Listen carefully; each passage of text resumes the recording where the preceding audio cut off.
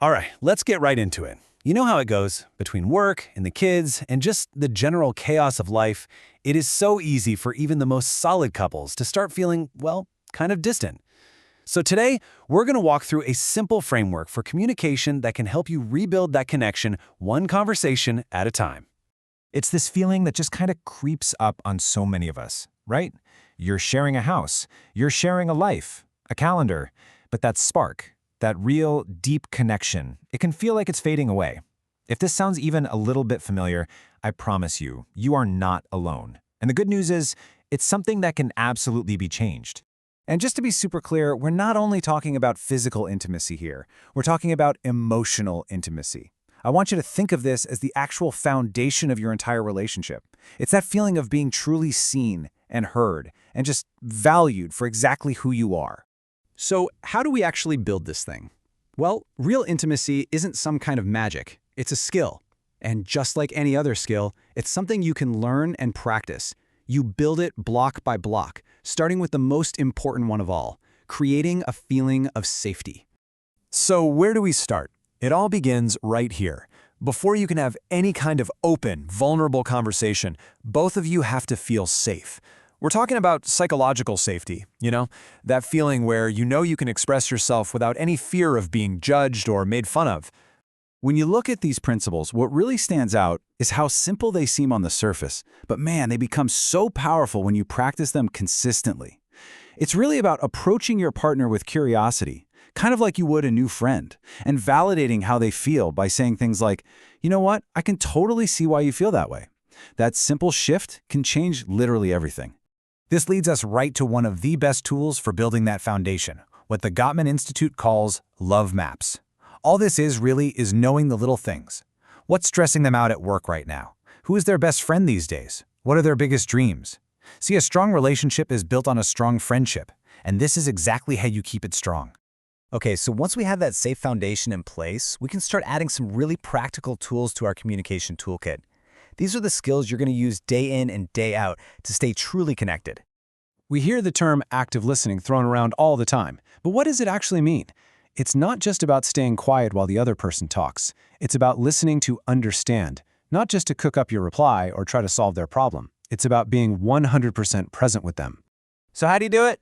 First, put the phone away. I'm serious. Put it down, turn towards your partner, and instead of jumping in with advice, just try reflecting back what you heard.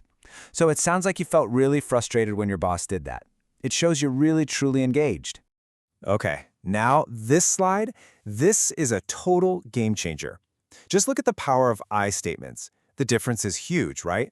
You always or you never. That instantly puts someone on the defensive. But when you start with I feel, you're taking ownership of your own emotions and you're inviting a conversation instead of starting a fight. It's huge. So often, it's not what you say, it's how you say it. Your tone of voice, a sigh, an eye roll, crossing your arms. These nonverbal cues can carry way more weight than your actual words. Just being mindful of your body language can de-escalate conflict and create a much, much warmer environment. Okay, so we've got the foundation and we've got the tools. But how do we make it all stick? The key is turning these skills into consistent habits. And that's where these things called rituals of connection come in. These are small, intentional habits that create these consistent little moments of closeness. A 6-second kiss, for example, is just long enough to feel a real connection. A simple check-in question opens the door for sharing. These aren't grand, sweeping gestures. They're the small, daily deposits you make into your relationship's emotional bank account. What I find so powerful about this particular ritual is the specific formula. Now, this isn't a time to talk about your relationship problems. It's just for venting about outside stress. The listener's only job is to be on their partner's team. No solutions, just support. This is what builds that amazing us against the world feeling. All right, so once you've built that foundation of safety, you've mastered some daily communication tools, and you've created rituals of connection, you're ready to tackle one of the most vulnerable topics of all, sexual intimacy. The takeaway here is so simple, but it's also really profound. Talking about sex leads to better sex. It's not a mystery. When partners can actually communicate what they need and what they want, they build a deeper emotional connection that translates directly to physical satisfaction. It just makes sense.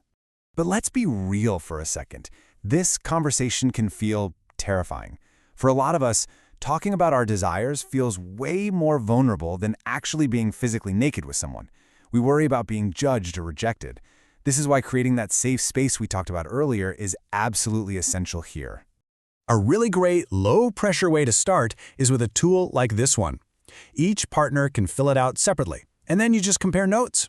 It's a structured way to discover what you're both interested in and what your boundaries are without the awkwardness of starting from a blank slate. You might honestly be surprised by what you find in each other's yes and maybe columns.